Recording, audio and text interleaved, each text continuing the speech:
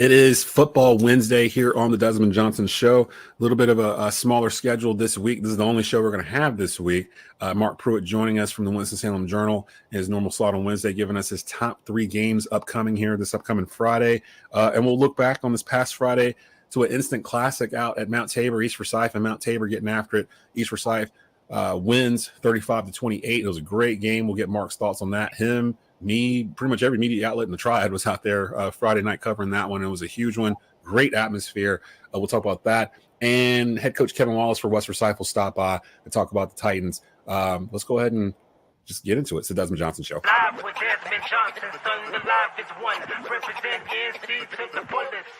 Yeah, welcome to the Carolinas. Everywhere you go, the sky is Carolina blue, the finest. Live action, feedback, the city needs that. I've been #1, no cap. Here's the recap. Adrenaline is my addiction. I'm about to relapse. Step on the turf if you won't and get your weed whacked. I'm going harder than a martyr on the starter end. It's the heart of man, that's a rap like a cardigan. I'm breaking records, it's 4th and inches. I count the seconds. The over-under's my roar of thunder, my secret weapon.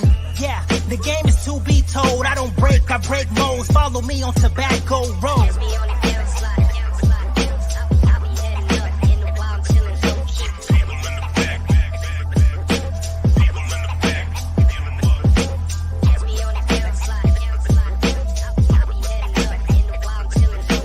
Live with Desmond Johnson, son, the live is one. Represent NC to the fullest. And it is the Desmond Johnson Show here on the Tobacco Road Sports Radio YouTube channel. You can follow, subscribe, and like at youtube.com/@Tobacco Road Sports Radio. Marc Pruitt in the house from the Winston-Salem Journal. Marc, you were there at Bob Sapp Field Friday night as 2 top 10 teams clashed in the state of North Carolina. East Forsyth coming in undefeated at 5-0, taking on a Mount Tabor team that came in 4-1. Their only loss to top-ranked Grimsley earlier in the year to start off the year, and we were treated probably one of the best games this season. Me and Rod Funderburk, who called the East Forsyth games for the East Forsyth Sports Network, we commented that it was the first game all year that we had where we weren't on a running clock somewhere in the second half with East Forsyth. Like it came down to the very end. Give us your initial thoughts on both those teams now that you've seen them both in action, East Forsyth and Mount Tabor, who look like they're going to be 1 and 2 in the CPC as we get towards the end of the year. Looks that way. I think West Forsyth will have something to say about it. Reagan still has his chance to say something about it, at least maybe coming in second place. I think it's East now. East controls their own fate at this point. If they win out, they're going to win the title. 2 great teams, kind of a junior version, I thought, of was it 2018 or 19 West Forsyth, East Forsyth game that went back and forth the whole night. Jamani Wilson was playing for West Forsyth, and that was also an instant classic. And I still think the best high school football game I've ever seen. This one had it all too. I mean, East got up 28-13 early in the third quarter, and I think, and according to Coach Willard too, we kind of talked about this after the game. They were an unsportsmanlike penalty away from putting the game away in the third quarter. Picked up a 15-yarder, got behind the chains, couldn't convert a first down. And that's when Mount Tabor started to get that momentum back, started just running it down East Forsyth's throat. Got those 2 touchdowns, tied the game early in the fourth quarter.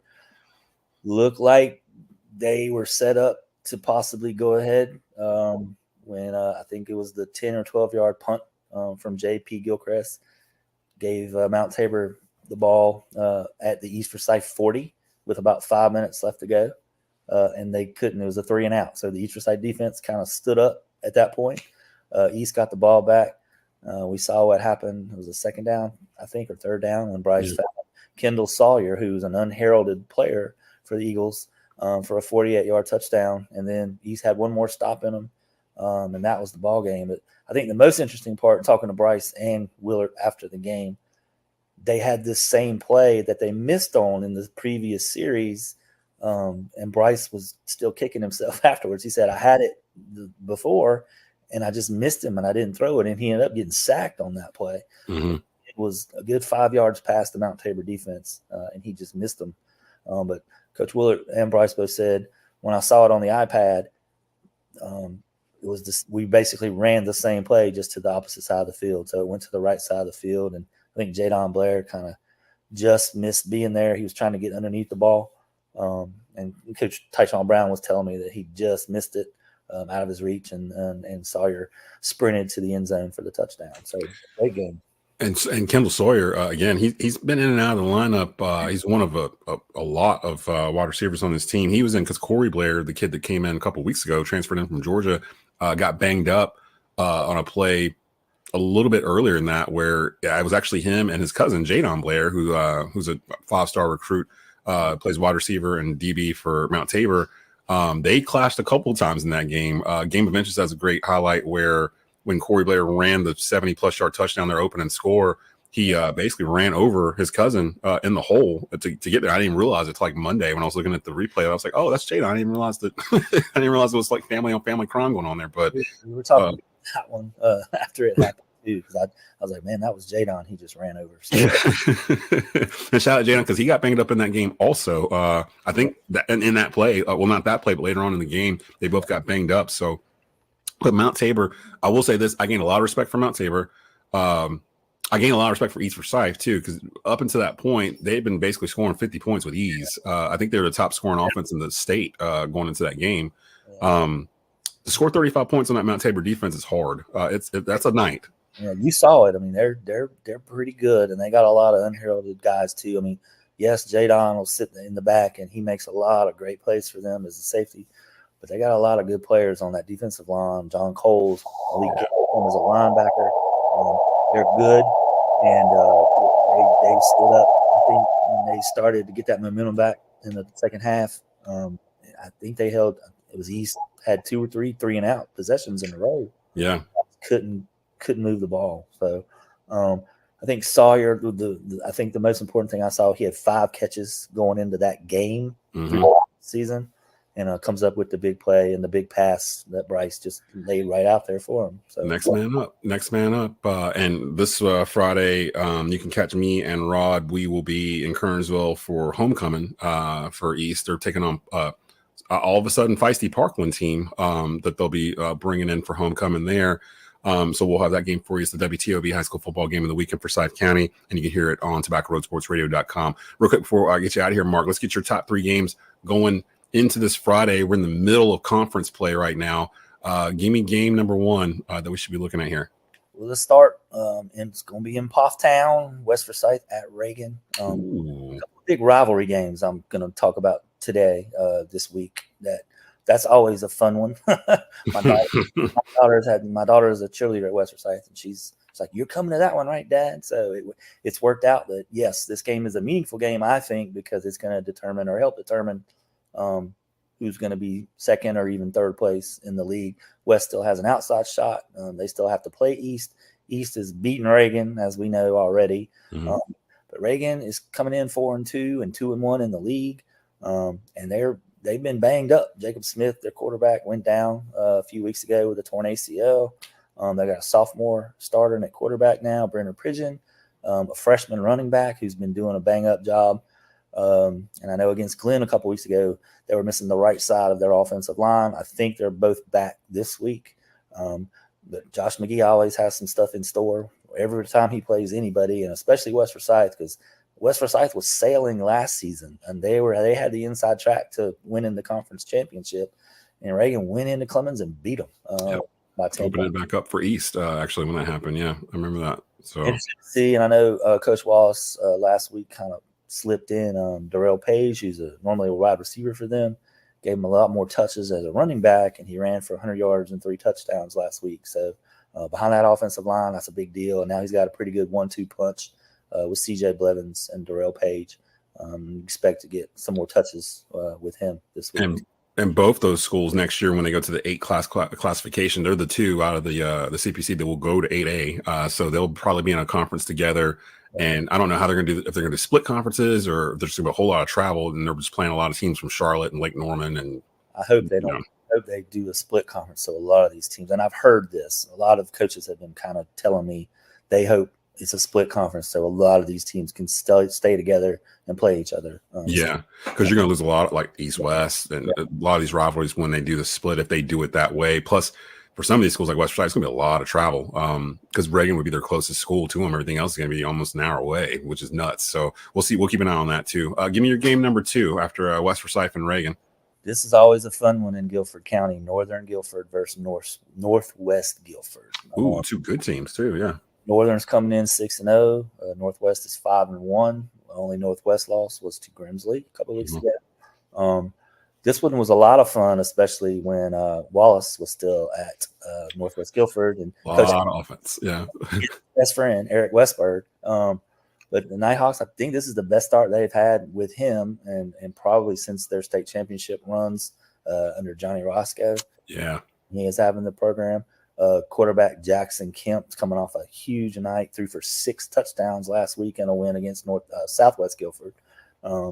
And Northwest, I think they're still pretty good. Got the talent, a lot of new pieces, but they're so far they're having the results this season. And I think this one basically is for second place in the conference. I mean, Northern's still got to play Grimsley, but I'm just not sure anybody can kind of hang with them in the league. And Western, they torched Western Guilford last week. I believe it was a shutout running clock. Western was undefeated going into that game. Yeah. And so I just think this will be the rivalry. Those kids, they all grew up together up there, and it's basically split county line between the 2 schools. And it's a lot of fun. And I know the coaching staffs still kind of know each other pretty good, even though it's not like what it once was when Wallace was still up there. And they all hung out together and went to a secret location after the games every Friday. That was a lot of fun. I got invited to one year, and that was hey.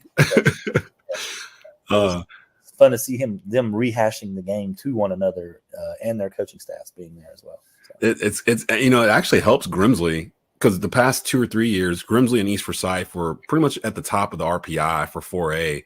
Actually, I think it was for the past 2 years. I think it was Grimsley last year, and the year before that, 2022, was or something like that. I can remember they both were at the top until they got to like the middle of their conference play, and they started playing teams that hadn't won or teams with really low RPI, and then they blow them out by like 50 or whatever. But it would drop their RPI because of who they played. This year, the Metro alone, Western was 4-0. Grimsley's still undefeated. Northern's still undefeated. Northwest has only lost once. It's pretty good. And then same thing in the CPC where Parkland's winning games. I think they've only lost 1 game. Reynolds is winning games, and they had been the doormats for the past couple of years, and now they're being competitive, and it's helping the RPIs of these 2 schools that are at the top of both of those. Give me your third one real quick, because I know we're up against it here on the time. Yeah, third one also going to Davidson County, another rivalry game. Oak Grove, North Davidson. A lot of ties here. A lot of the Oak Grove coaches came from North Davidson when Marc Holcomb established the program there. Rob Creson's in his second year as the head coach at Oak Grove now. He played for Holcomb at North Davidson, was an assistant coach there for him forever. And I think Cody Bowman is now the head coach. He's his first year at North Davidson. He played at West Forsyth under Adrian Snow. Great guy. I think they're 2-4 going in this one. Oak Grove is 5-1. But it's one of those county rivalry games, and everybody knows everybody. Oak Grove and North Davidson. There's a lot of bitterness and a lot of fun stuff. And another thing about it, they are combining to collect non-perishable items to send up to Western North Carolina. So they're throwing the rivalry aside, quote unquote. It's a lot of that this past Friday where teams were linking up and getting donations and stuff. And a lot of that last week, not only with football games, but I'm seeing a lot of soccer games now that are doing this. And I think it's just great to see that all that's going on. So. And we are pre-taping this, but I did see that the North Carolina High School Athletic Association is supposed to make a decision on what they're going to do regarding the postseason for fall sports with everything that happened in Western North Carolina. They're supposed to do that Wednesday. So as this is going out, this will probably come out from them, and I'll probably put out like a Sports Minute or something to put that out there to get that breaking news. So we'll figure out what they're going to do. I have no idea what they're going to do because some of these schools aren't going to go back anytime soon. So it's complicated, and we were trying to talk through some solutions. I've talked to a few people, and I don't think anybody has figured out a great way to handle it. It's so many. It's like 22 counties affected. Like some of these football fields are still underwater. Like I don't know what they can do, but you can't really penalize the schools that weren't affected by it by making them wait a month before we resume play. So I think I don't know. Yeah, I think the most viable option I've heard was, kind of just whatever their records. If they're not able to play anymore this season, if they can't play elsewhere on a Saturday or Thursday or something. Kind of keep their records where they were, put them in the playoffs, however you can do that. And every playoff game would probably be on the road or not at obviously their home stadiums because some of them are still unplayable, as you know. That might be a viable option, but we'll see. That's gonna affect RPIs and things like that too. The way they rate all these other teams, because some of these teams haven't played each other, and they were supposed to. So I don't know. We'll see what I'm not envious of their position. We'll see what they come up with on Wednesday, and follow Marc on Twitter for the latest info on that. He'll have that for you there as well as we will on Tobacco Road Sports Radio. Marc's got to get out of here. I'll have head coach Kevin Wallace in here in just a sec here on the Desmond Johnson Show. Well, welcome back to the Desmond Johnson Show. I am your host, Desmond Johnson. It's High School Football Wednesday, per usual during the football season here on the show. Joining us right now, we didn't get a chance to do Titans Talk this week. We'll be back at Playground Golf and Sports Bar live at 7:30 p.m. next Monday with your host, JP Mundy. So I decided to bring on head coach of the West Forsyth Titans, Kevin Wallace, to the program for the Wednesday show. What's going on, Coach? Coming off of a 40-0 win at Glenn last Friday. How's everything going? Going well. We good win for us. Get back on the win streak, two in a row. Just getting ready for a big rivalry game and this week. So hopefully we'll see what we can do.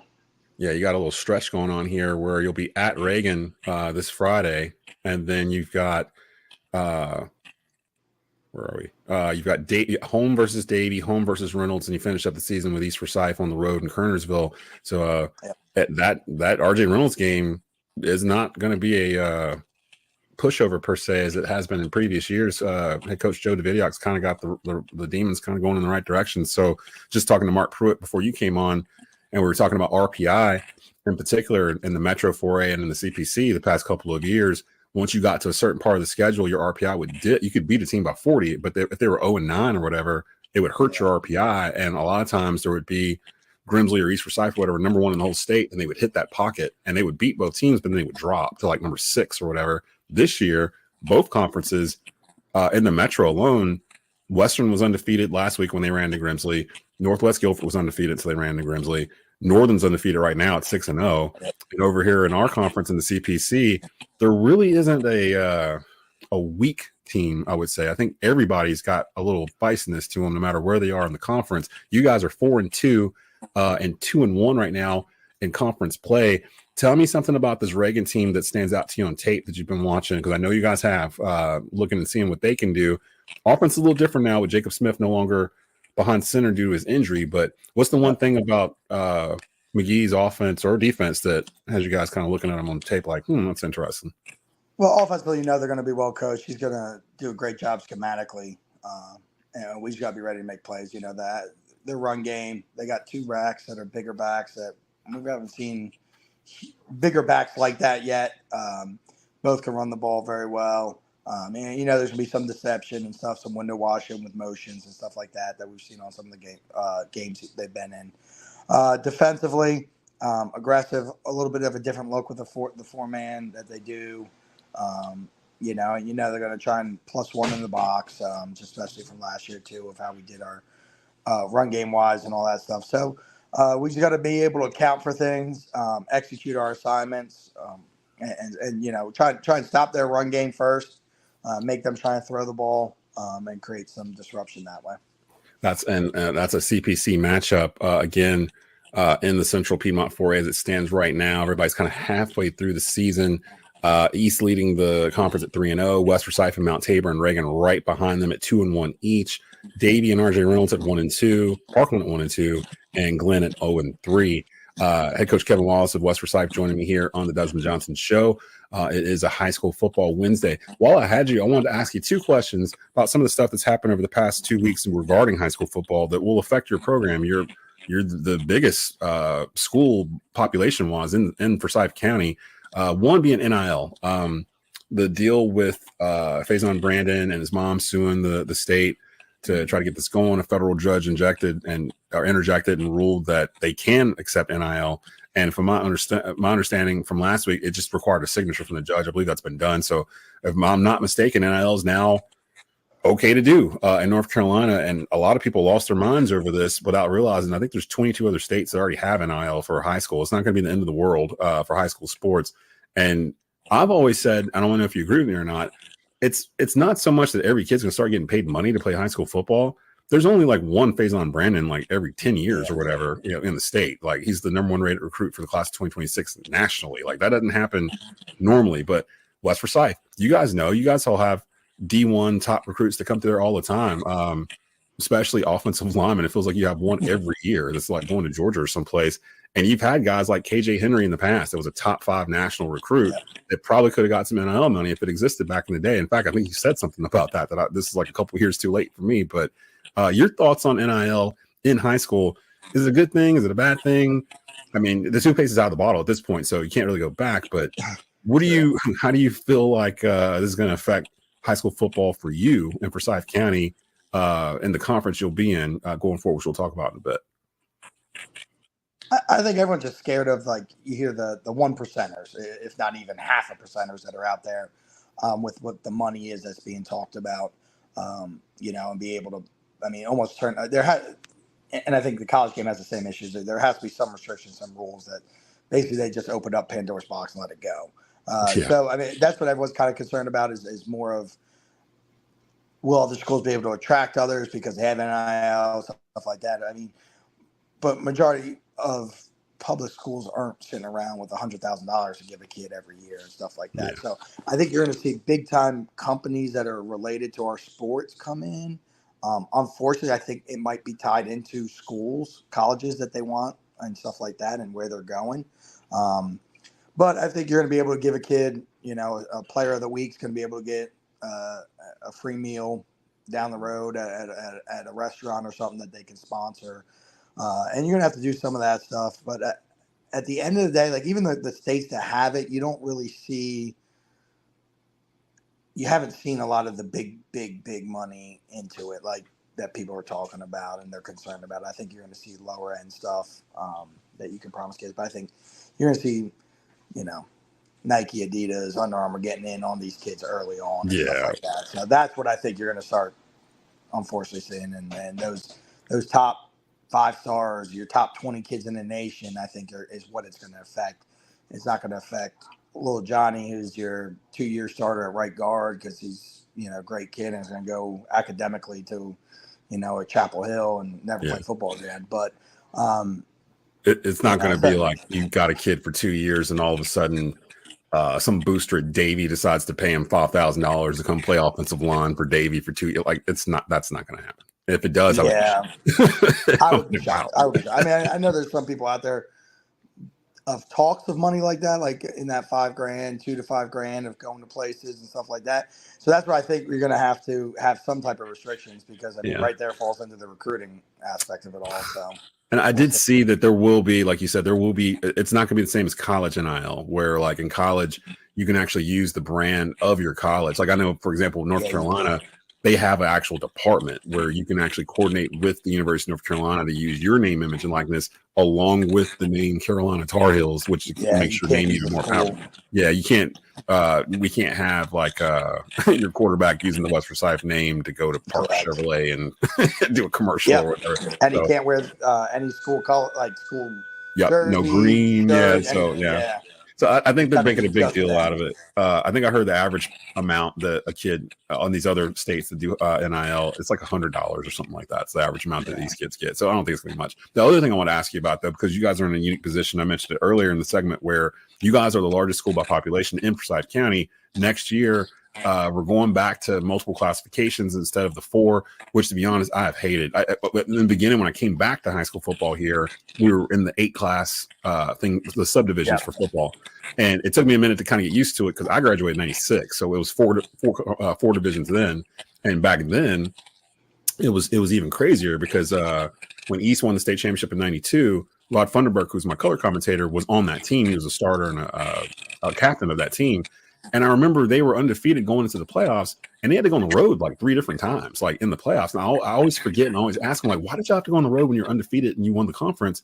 And he said back then it was already predetermined, like where you were going to go. Like, so it didn't matter what your seed was or whatever. You already knew where you were going the next round based off of what they did earlier in the year. They already decided it. So this was a little different where when we came back in, the subdivisions, I realized, oh, okay, you're now making it where the schools are closer to size in terms of it's a little bit more fair because you're playing against schools that have about the same amount of pop as you do. When they went back to the 4, the first game I could think of that I thought of that was lopsided, Glenn played Myers Park in playoffs. We broadcasted it a couple years ago. I think it was 2021, maybe. Albert Red was still there on defense. And Myers Park was one of the largest schools in the state in terms of population. They had like over 3,000 kids. Glenn had 1,600 or something like that. They were like the smallest 4A school. Glenn beat them. It was at Glenn. Glenn beat them in that game. But it was just like, I don't think they're supposed to be playing each other. Now, we're about to switch to 8 classifications, and it looks like you guys and Reagan will both move to 8A. You were both in 4AA when it was the sub-conference thing, so you guys are kind of used to it. Would you rather have a split conference where you're still playing teams like East Forsyth or Glenn, like your natural rivals in the county, or would you rather it be all 8A, so every team playing your conference is going to be the same level of population of the school and everything else? Everything's kind of more of a level playing field. What would you rather do? I don't think it's feasible to do the conferences based around classifications because in our area it'd be us, Reagan, Northwest Guilford, and then it would be Charlotte or Lake Norman. So, yeah. So you're going to be traveling an hour and a half for conference games and stuff like that, which just isn't feasible. Yeah. Especially the money in it and all that stuff to get there and all that stuff. So I think split classifications is cool because you can still keep conferences, you can still keep rivalries, and I mean, place here is like one of the hardest things is finding non-conference games, and that is the more conference games you have, that means the less hard it is to find games to fill those extra spots. So that's something that's been an issue here. Just so bigger the conference, the better it is, because then we only have to find. Right now, we have to find 3. So hopefully, we keep the same conference. Is what I've heard. Yeah. With multiple classifications going into it. Like originally, they talked about being 2 different classifications only, but now I heard like recently it's been they're going to allow 3, possibly even 4 classifications into a conference. Ooh. So hopefully the CPC stays together, and we'll see. At least keep most of the rivalries and stuff like that have been going on. I'm trying to figure it out because East kind of straddles the population line. They were kind of going back and forth from 4AA to 4A. Glenn is like the smallest 4A school, I think, still population wise. So I think they're going to be in like 5A, 6A. What maybe? I heard was Tabor and Glenn would be 6. Yeah, and East probably like 7. Yeah. So which was the old 4A. So so that sounds about right. Schools like Cardinal Gibbons would be 7A. All those Charlotte schools like Huff and Chambers and Independence would probably Chambers, Mallard Creek. Yeah, Mallard Creek. So Marc. Yeah. So they'll be all pushing there. I know that Chambers and Huff and I think it's Mallard Creek. They're on a split conference right now.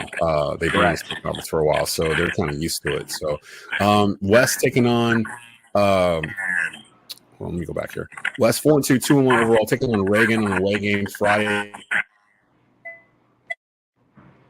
Both teams 4-2 in conference play and chasing both in second place firmly in the conference with about half the conference schedule to go. So definitely a crucial game for Coach Wallace and the Titans. We will be back at Playground Golf and Sports Bar in Clemens. Come on out and see us Monday night live at 7:30 p.m. We'll dissect the aftermath of this game, and we'll look forward to the next one as well. Coach Wallace, thanks for coming on with me today. Thanks, Desmond.